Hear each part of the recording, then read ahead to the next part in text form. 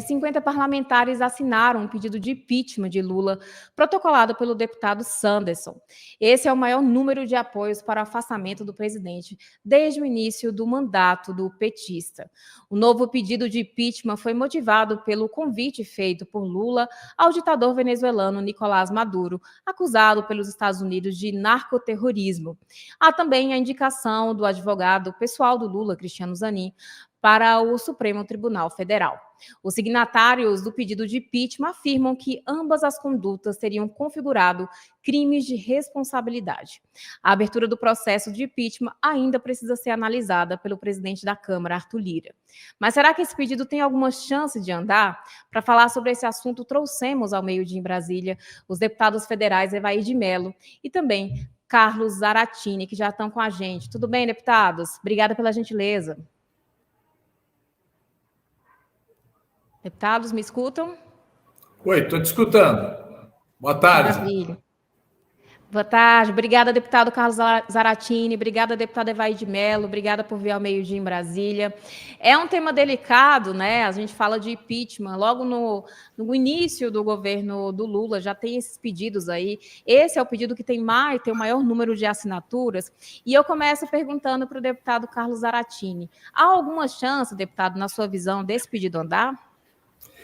Olha, os bolsonaristas tentaram de todas as formas evitar as eleições, que as eleições transcorressem normalmente. Fizeram toda aquela agitação contra as urnas eletrônicas, tentaram melar as eleições, perderam a eleição e no 8 de janeiro tentaram dar um golpe de Estado. Agora a CPMI vai mostrar claramente todos os envolvimentos do alto comando bolsonarista com aquela tentativa de golpe, que alguns querem dizer que são vândalos, mas não são vândalos, são golpistas. E agora eles não suportam o governo do Lula e vem de novo com essa história agora de impeachment, que não tem o menor cabimento. O menor cabimento. Inclusive, se você observar, o número de assinaturas é pequeno, porque 47 assinaturas numa bancada só do PL tem 100 deputados, ou 99, já não sei mais, eles não conseguem nem a totalidade da bancada. Então é muito fraco, é uma mera atitude de agitação, de tentar criar uma lacração na internet e nada mais do que isso. Não tem nenhum fundamento, nenhuma base e não vai ser aceito pelo presidente Arthur Lira. Deputada Evair de Mello, qual a sua visão sobre esse pedido que foi protocolado? Aí já conta com 50 assinaturas até o momento. E hoje, até mais cedo, o deputado Sanderson anunciou esse número de assinaturas aí, que hoje é um dos poucos pedidos que conta com esse número de assinaturas tramitando aí na Câmara. Olha, com todo o respeito que eu tenho ao Zaratini, pelas prerrogativas que ele tem, ele traz argumentos que não se sustentam, né? Quando ele, inclusive, trouxe um assunto diferente aqui, falando da CPMI, é preciso de lembrar que o governo trabalhou, o governo pagou emendas, trabalhou para não instalar a CPMI. Quando chegou na cozinha do Palácio, as informações estão na cozinha do Palácio, foi que o governo escalou o que ele chama que tem o seu dia o melhor seu para poder impedir a investigação. Que nós estamos, portanto, o governo sabe que a CPMI chegou na cozinha do Palácio, se preveniu para isso, e se prepare, tem muita coisa chegando aí, esse governo não termina quando começou, assim que a CPMI andar. E, naturalmente, esse requerimento, esse pedido de impeachment, ele, na verdade, ele vai na hipocrisia desse governo. Esse governo é um governo hipócrita. É um governo que usou um discurso durante a campanha, enganou os brasileiros, construiu retórica para fazer o processo eleitoral e, quando assume o governo, começa a ter a praticar ações antidemocráticas, ações ditatoriais. Portanto, ele passeou pelo mundo afora, mas, na verdade, ele abraçou os ditadores. O ditador da Nicarágua, ditador da América Central, de Honduras.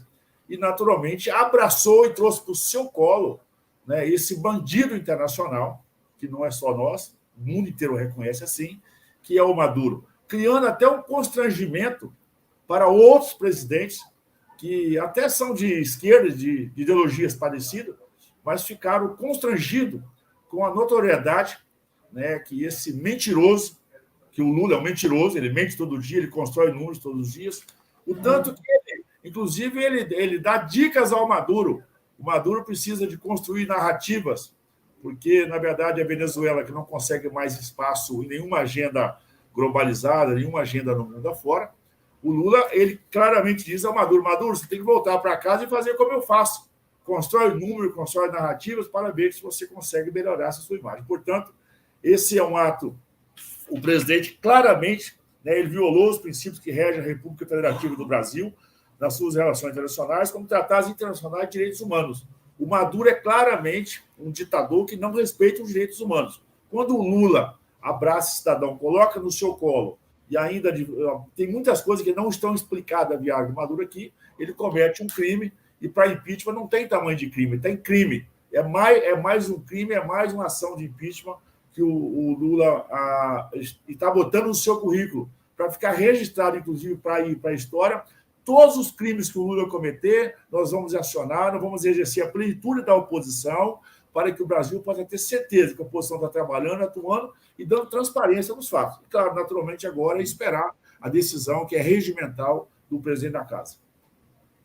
Perfeito, deputado. Eu devolvo a palavra para o deputado Carlos Zaratini com o seguinte questionamento. Fazendo um paralelo entre a gestão do ex-presidente Jair Messias Bolsonaro e a gestão do Lula, essa visita do Nicolás Maduro pode, de fato, configurar crime de responsabilidade? E quais são os pontos, deputado Carlos Zaratini, da gestão do Bolsonaro, que, na sua visão, já que também tem um processo no âmbito do TSE que pode tornar o Bolsonaro inelegível, mas há também outras atuações que a própria esquerda questiona em relação ao Bolsonaro. Então, só fazendo um paralelo, há fundamentos suficientes de configurar a atuação do presidente Lula como crime de responsabilidade de fato? Isso não tem nenhum cabimento, nenhum cabimento. O presidente Lula está restabelecendo as relações internacionais do Brasil que foram destruídas pelo Bolsonaro. O Bolsonaro, os bolsonaristas ficam dizendo que o Lula abraçou o Maduro. Ora, quem foi lá na Arábia Saudita vender a refinaria da Petrobras da Bahia foi o Bolsonaro e ganhou lá um monte de joias, né, milhões de reais em joias que ele tentou pegar para ele e até não conseguiu.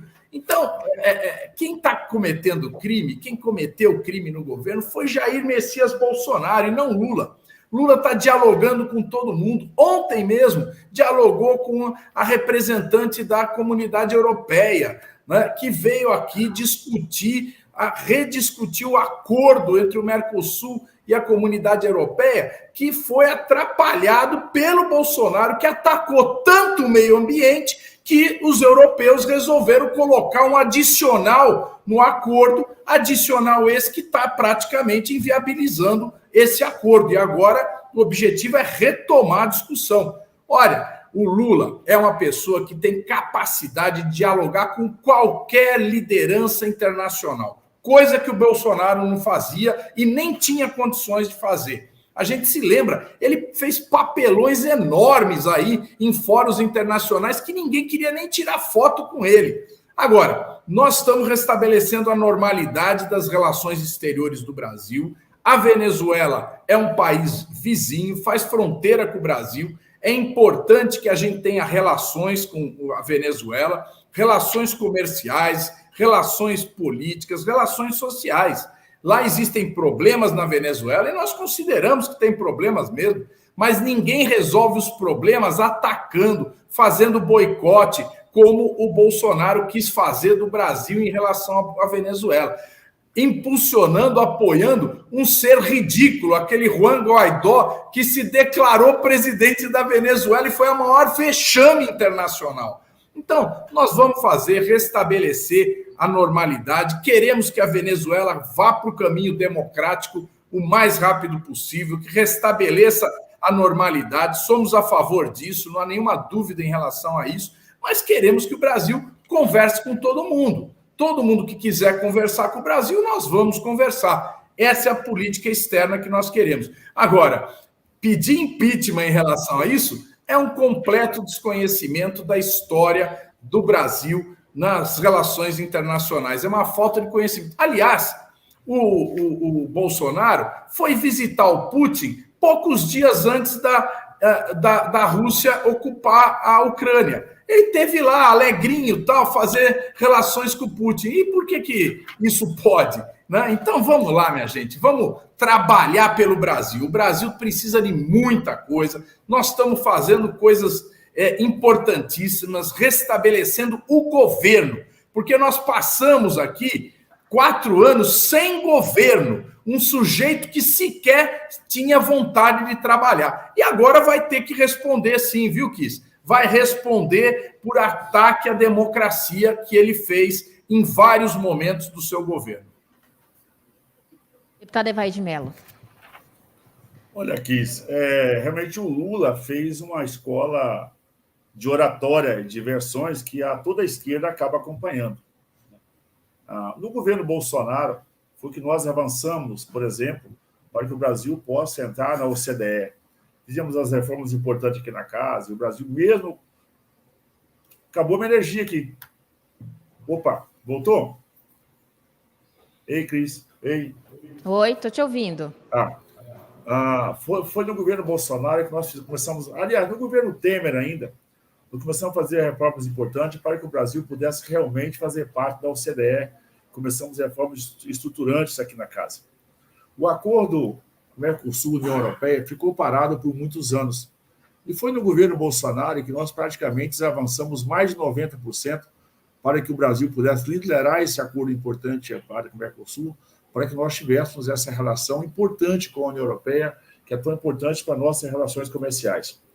O Lula, que diz que está dialogando com o mundo, o Lula não fala nem português, ele não dialoga nem com os brasileiros, aonde vai, é amplamente vaiado, salvo quando é naquela caixinha de fósforo que coloca os seus apoiadores, não tem diálogo nem no próprio governo.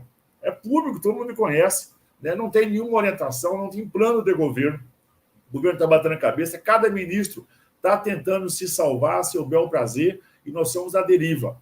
O governo que fez o esforço para aprovar aquela PEC emergencial, PEC da gastança, a gente sabe que é isso, que é só para poder gastança.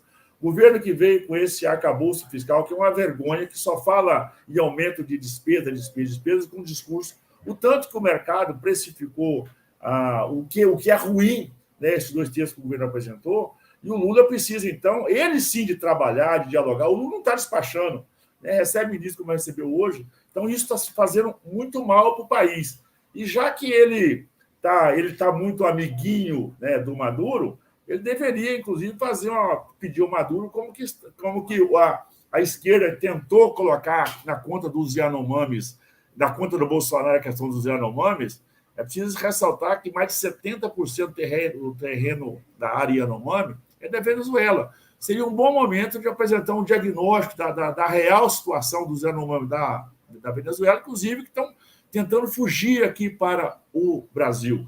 A Operação Acolhida seria um bom momento, inclusive, do Lula apresentar ao Maduro esse relatório vergonhoso que a todo dia esse número de venezuelanos estão fugindo da Venezuela para o Brasil, que estão morrendo de fome. E não dá para ter diálogo com o governo que as referências deles é Che Guevara, é Fidel Castro. São líderes revolucionários antidemocráticos que a esquerda toda fica andando com Che Guevara na camisa, com Fidel Castro. São líderes do movimento dele. Ainda mais, né, agora que nós temos comprovação do MST, inclusive, desse movimento anarquista, terrorista e criminoso, e nós já temos documento que comprova a relação com as Farc colombiana e com os movimentos revolucionários da Venezuela também. Documentos já estão em mãos. Portanto, a esquerda brasileira precisava de falar menos, né, e trabalhar mais, entregar coisas de concreto, que são as reformas, os avanços, e o Lula ficar um pouquinho aqui. Já vai agora pedir a bênção do Papa, já vai para a Europa de novo. Lula, fica aqui para trabalhar. Os seus ministros estão com saudade de você, estão batendo cabeça, não conseguem pautar nada aqui na casa, porque não tem plano de governo. Ninguém sabe o que fazer. Coitado da economia brasileira, que tem sob orientação do Lula, um homem que não trabalha, que não conhece, ministérios arranjados, é um ministério que não respeita o setor produtivo. A Marina Silva veio aqui na casa, ofendeu o setor produtivo. O Lula todo dia ofende o setor produtivo. O Haddad, todo mundo sabe que é um mordomo que foi convidado para sentar na mesa, porque o convidado principal não veio. Infelizmente, esse é o Brasil real que nós estamos vivendo nos dias de hoje.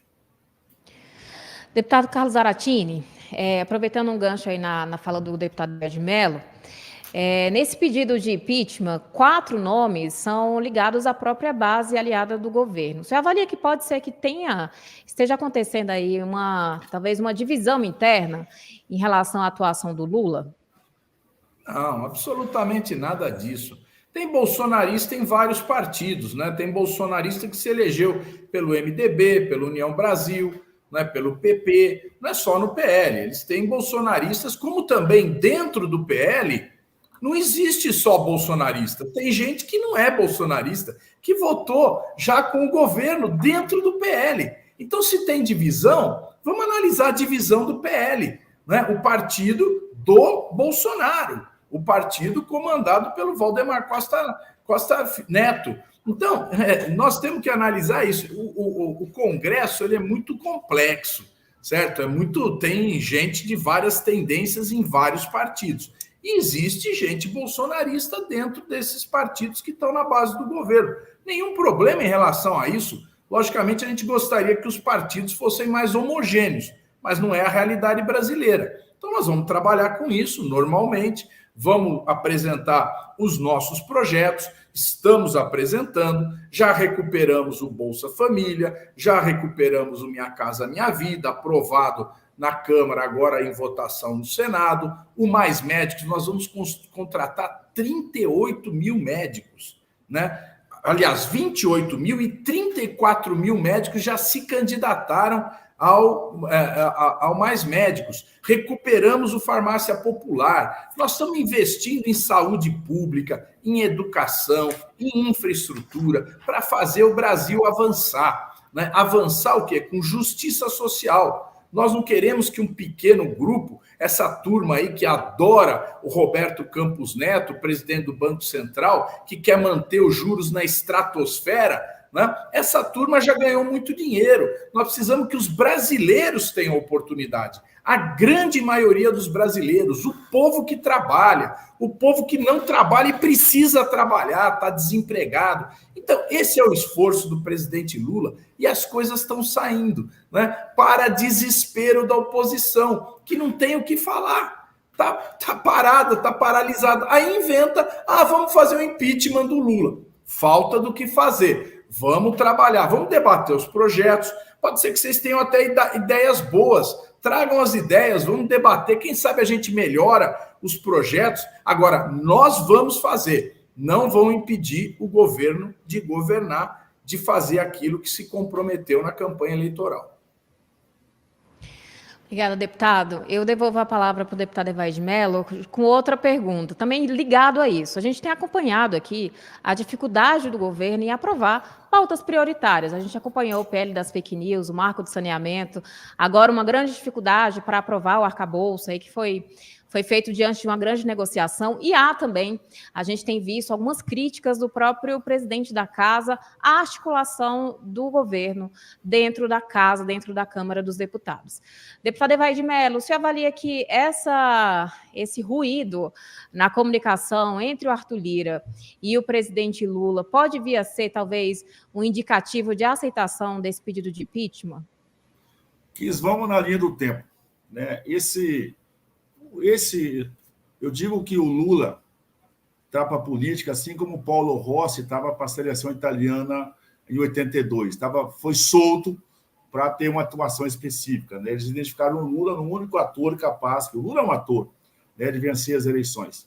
E ele se orgulhou, dizendo que disputou as eleições sem plano de governo. Então, disputou isso sem plano de governo. Depois veio a transição, e eles, na verdade, fizeram um ajuntamento da companheirada e nada produziram ali. Foi um requentado de papéis e documentos.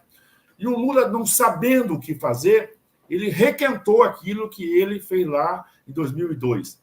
O Lula está com a cabeça na Copa do Mundo de 26, querendo escalar o jogador de 2002. Ele não vai conseguir, não tem plano de governo. Daí a dificuldade, né? É preciso deixar claro, não tem base de governo, até porque não tem governo. Não tem nenhum plano consistente aqui na casa.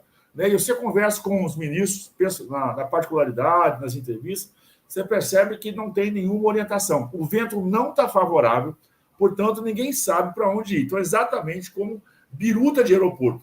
Governo fraco, frouxo, sem comando, ele, na verdade, provoca essa debandada.